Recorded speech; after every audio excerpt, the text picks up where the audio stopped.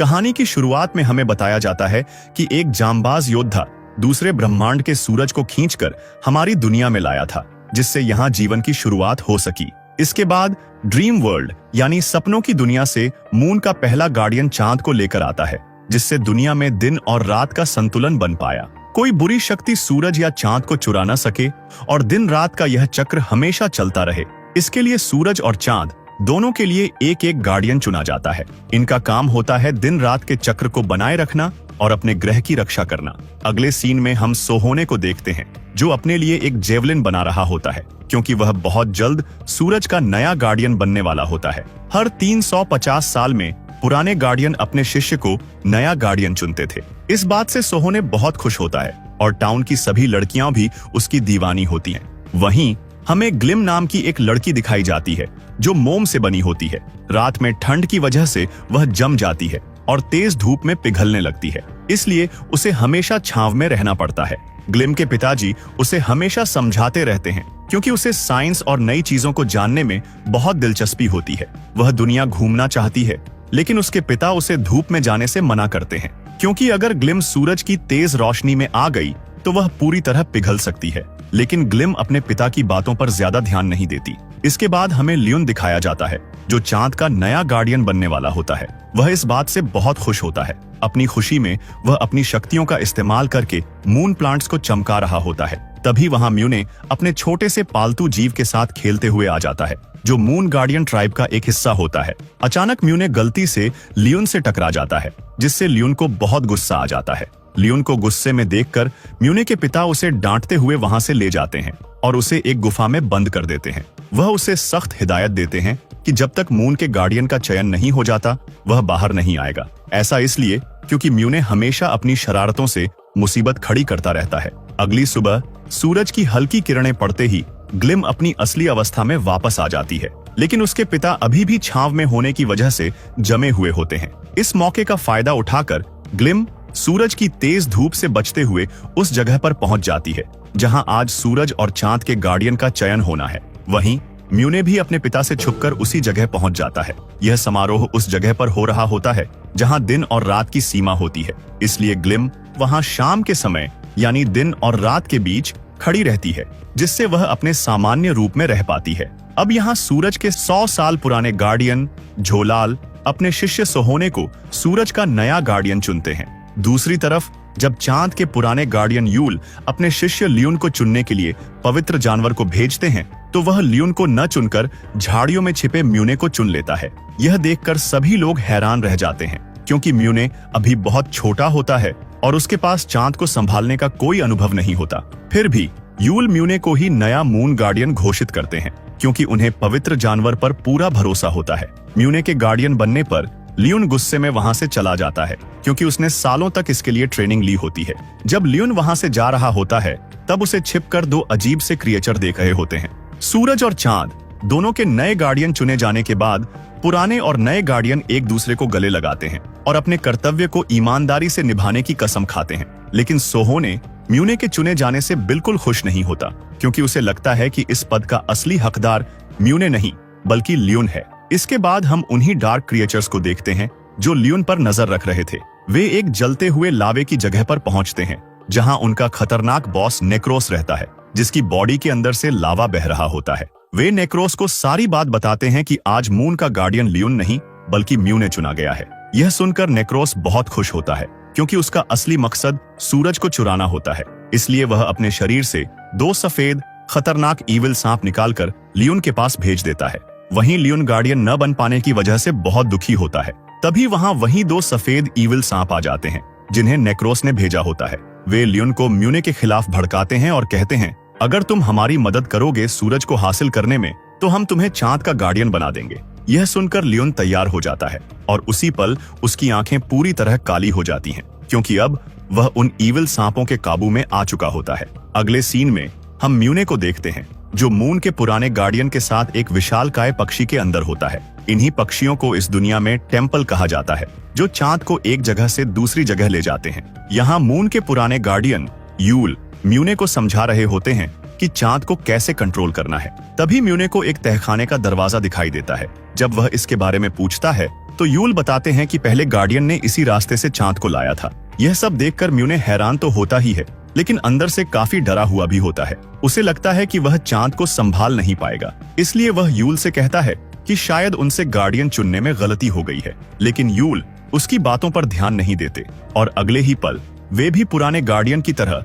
एक सुंदर night tree में बदल जाते हैं। यह देखकर म्यूने घबरा जाता है। अब उसे अकेले ही चांद को संभालना था। वहीं दूसरी तरफ सोहोने सूरज का गार्डियन बनकर बहुत खुश होता है। जब वह उस टेम्पल में पहुंचता है जहां से सूरज को कंट्रोल किया जाता है, तो वह देखता है कि पुराने गार्डियन जोलाल अब एक पत्थर की मूर्ति बन चुके हैं। उन्हें देखकर सोहोने को थोड़ा दुख तो होता है, लेकिन वह अपने नए पद को लेकर उत्साहित भी होता है। उधर म्यूने जब चांद को कंट्रोल करने की कोशिश करता है तो वह ऐसा नहीं कर पाता, क्योंकि उसके पास कोई अनुभव नहीं होता। इस वजह से वह विशालकाय पक्षी जो चांद को खींच कर ले जाता है पूरी तरह आउट ऑफ कंट्रोल हो जाता है और इधर उधर भागने लगता है, जिससे चांद आसमान में बुरी तरह हिलने लगता है। यह देखकर सभी जीव डर और हैरानी में पड़ जाते हैं।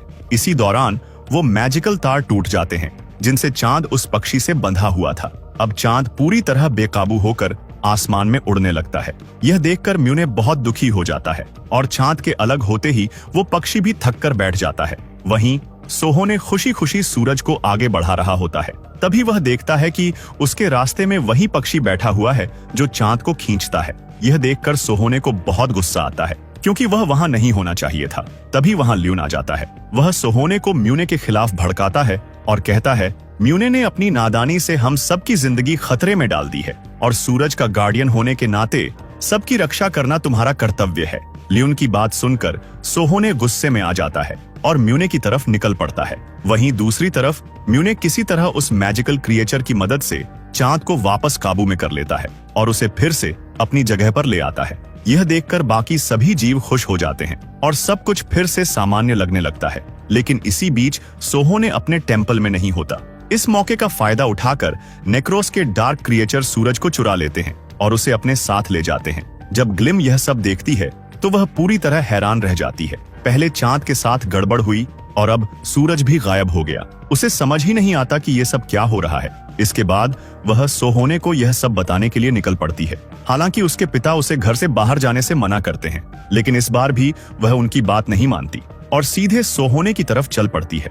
म्यूने मैजिकल क्रिएचर्स से फिर से चांद को कंट्रोल करने में मदद मांगता है, लेकिन वे साफ मना कर देते हैं, क्योंकि म्यूने उनके साथ सही तरह से बॉन्डिंग नहीं बना पाया था। तभी वहां सोहोने आ जाता है और म्यूने से चांद का कंट्रोल लेने की कोशिश करता है, लेकिन जैसे ही वो चांद को संभालने वाला होता है, उसे ग्लीम की आवाज सुनाई देती है।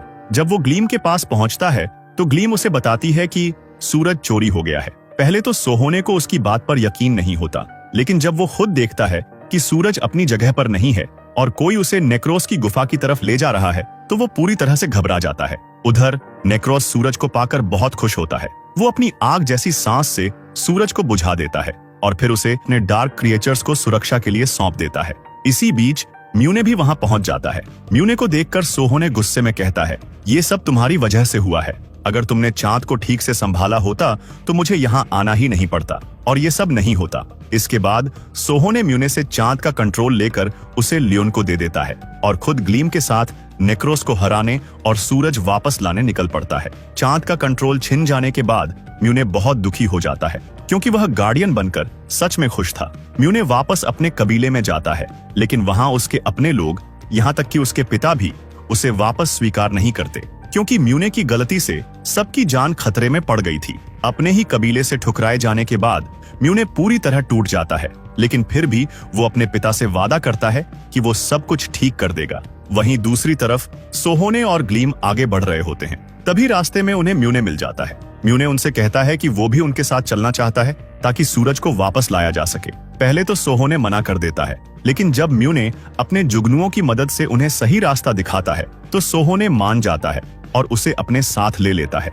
उधर ल्यून अब चांद का गार्डियन बन चुका होता है, लेकिन सूरज के बुझने के बाद चांद की रोशनी भी धीरे धीरे कम होने लगती है, क्योंकि चांद तभी चमक सकता है जब सूरज चमक रहा हो। सोहोने, ग्लीम और म्यूने एक झील के पास पहुंचते हैं, क्योंकि नेक्रोस अंडरवर्ल्ड में रहता है और वहां पहुंचने के लिए उन्हें इस झील को पार करना होता है। तीनों झील में उतर जाते हैं, लेकिन जैसे ही ग्लीम पानी में जाती है वो जम जाती है, क्योंकि वो मोम से बनी है। यह देखकर म्यूने तुरंत उसे संभालता है और अपने साथ लेकर आगे बढ़ता है। उधर ल्यून चांद की घटती रोशनी से परेशान होकर मैजिकल क्रिएचर्स से मदद मांगने जाता है, लेकिन वे भी उसकी मदद नहीं कर पाते और फिर धीरे धीरे चांद पूरी तरह बुझ जाता है और गायब हो जाता है। यह देखकर ल्यून डर जाता है। चांद के गायब होते ही मून टेम्पल बेकाबू होकर इधर उधर भागने लगता है। अब पूरी दुनिया में ना सूरज है ना चांद और पूरा ग्रह एक बार फिर अंधेरे में डूब जाता है। इधर म्यूने, ग्लीम और सोहो ने आगे बढ़ ही रहे होते हैं कि अचानक एक विशाल ऑक्टोपस उन पर हमला कर देता है।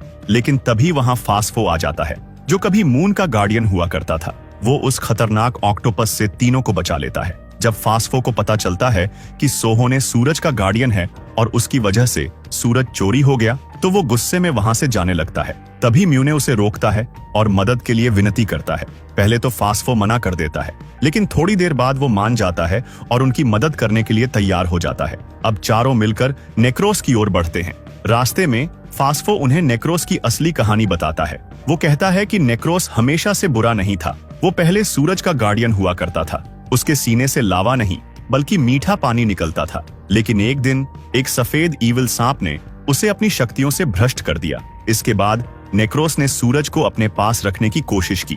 यह देखकर झोलाल ने उसे रोक दिया, क्योंकि वो एक बहुत ही शक्तिशाली योद्धा थे। उन्होंने नेक्रोस को हराकर उसे अंडरवर्ल्ड में कैद कर दिया। ग्लीम फास्फो से कहती है कि उसने किताबों में पढ़ा है, जब झोलाल और नेक्रोस की लड़ाई हो रही थी तब फास्फो एक चट्टान के पीछे छुप गए थे और इसी वजह से उन्हें मून के गार्डियन पद से हटा दिया गया। यह सुनकर फास्फो गुस्से में वहां से चला जाता है। अब तीनों को अकेले ही नेक्रोस की तरफ जाना पड़ता है। तभी म्यूने को मून टेम्पल की आवाज सुनाई देती है, जो बेकाबू होकर इधर उधर भाग रहा होता है। यह देखकर म्यूने ग्लीम के साथ अपने छोटे साथी पर बैठकर टेम्पल को रोकने निकल जाता है और सोहो ने अकेले ही अंडरवर्ल्ड में कूद जाता है ताकि नेक्रोस से सूरज वापस ला सके। म्यूने किसी तरह अपनी मैजिकल डस्ट पावर का इस्तेमाल करके मून टेम्पल को कंट्रोल कर लेता है। वहीं दूसरी तरफ सोहो ने जब नेक्रोस के पास पहुंचता है तो वही ईविल व्हाइट सांप उस पर हमला कर देता है और उसे भी नेक्रोस की तरह भ्रष्ट करने की कोशिश करने लगता है। उधर म्यूने और ग्लीम जब मून टेम्पल के अंदर जाते हैं तो देखते हैं कि ल्यून चांद के गायब होने की वजह से रो रहा होता है। तभी म्यूने को वही तहखाने का रास्ता दिखता है जहां से पहले गार्डियन चांद को लाए थे। ये देखकर म्यूने ग्लीम के साथ ड्रीम वर्ल्ड में कूद जाता है, जहां उन पर कई डार्क क्रिएचर हमला कर देते हैं। लेकिन म्यूने अपनी डस्ट पावर से उन्हें पल भर में गायब कर देता है। आखिरकार वे उस विशाल पत्थर तक पहुंचते हैं जिससे पहले गार्डियन ने चांद को निकाला था। इस बार म्यूने खुद उस पत्थर से एक नया चांद निकालता है, जिसे देखकर ग्लीम बहुत खुश हो जाती है और अब ग्लीम के दिल में म्यूने के लिए खास जगह बनने लगती है। जब म्यूने चांद को लेकर वापस आता है तो सभी क्रिएचर और ल्यून भी खुश हो जाते हैं। अब ल्यून को समझ आ जाता है कि म्यूने ही असली मून गार्डियन है। लेकिन चांद अभी भी रोशन नहीं होता, क्योंकि चांद और सूरज एक दूसरे से जुड़े हुए हैं। इसलिए ग्लीम कहती है कि अब उन्हें सोहोने की मदद करनी होगी। वहीं सोहोने पूरी तरह ईविल सांप के काबू में आ चुका होता है। लेकिन तभी फास्फो वहां पहुंचता है। वह अपनी पूरी ऊर्जा सोहोने को दे देता है और खुद को कुर्बान कर देता है। इससे सोहोने वापस अपने असली रूप में आ जाता है और उस बुरी ताकत से आजाद हो जाता है। तभी म्यूने और ग्लीम भी वहां पहुंच जाते हैं और तीनों एक दूसरे को देखकर राहत महसूस करते हैं। अब तीनों मिलकर नेक्रोस का सामना करने निकलते हैं। लेकिन जैसे ही वे नेक्रोस के पास पहुंचते हैं वे डर जाते हैं, क्योंकि नेक्रोस उनके सामने एक विशाल दानव जैसा लगता है। नेक्रोस उन पर हमला कर देता है और सोहो ने उसे रोकने की कोशिश करता है। वह म्यूने और ग्लीम से कहता है कि वे सूरज को फिर से जिंदा करें और खुद नेक्रोस से लड़ने लगता है। उधर म्यूने और ग्लीम सूरज तक पहुंचने की कोशिश करते हैं, लेकिन नेक्रोस के डार्क क्रिएचर म्यूने पर हमला कर देते हैं और वह नीचे गिर जाता है। यह देखकर ग्लीम अकेले ही सूरज के पास पहुंचती है और अपनी जान की परवाह किए बिना उसे फिर से जलाने की कोशिश करती है। म्यूने उसे रोकता है, लेकिन ग्लीम उसकी बात नहीं मानती और आखिरकार वह सूरज को फिर से जगा देती है। तभी नेक्रोस सोहोने और म्यूने दोनों को अपने विशाल पैरों के नीचे दबा देता है। लेकिन जैसे ही सूरज जलता है वैसे ही चांद भी फिर से चमक उठता है और उसी के साथ म्यूने और सोहोने की शक्तियां वापस आ जाती हैं। दोनों मिलकर नेक्रोस पर हमला करते हैं। म्यूने अपनी मैजिकल शक्ति से नेक्रोस को ड्रीम वर्ल्ड में ले जाता है और उसके अंदर से उस ईविल व्हाइट सांप को बाहर निकाल देता है। जैसे ही वो सांप बाहर निकलता है नेक्रोस अपने असली रूप में वापस आ जाता है। अब उसके अंदर से लावा नहीं बल्कि ठंडा पानी बहने लगता है और देखते ही देखते पूरा अंडरवर्ल्ड हरियाली से भर जाता है। यह देखकर म्यूने और सोहोने बहुत खुश होते हैं। इसके बाद म्यूने ग्लीम के पिघले हुए शरीर को फिर से उसकी पुरानी शक्ल देता है और उसके हाथ में चांद का एक टुकड़ा रखकर वापस चांद को संभालने चला जाता है। अब जब सूरज और चांद दोनों वापस आ जाते हैं तो पूरी दुनिया में खुशी छा जाती है। जैसे ही सूरज की रोशनी ग्लीम पर पड़ती है, चांद के टुकड़े की शक्ति से वह फिर से जिंदा हो जाती है। अब ग्लीम दिन और रात दोनों में जी सकती है। ग्लीम को जिंदा देखकर उसके पिता और सोहोने बहुत खुश होते हैं और जब म्यूने ग्लीम को देखता है तो वह उसे गले से लगा लेता है और दोनों एक दूसरे के करीब आ जाते हैं। अगर आपको ये कहानी पसंद आई हो तो वीडियो को लाइक जरूर करें और ऐसे ही अमेजिंग स्टोरीज के लिए चैनल को सब्सक्राइब करना मत भूलना।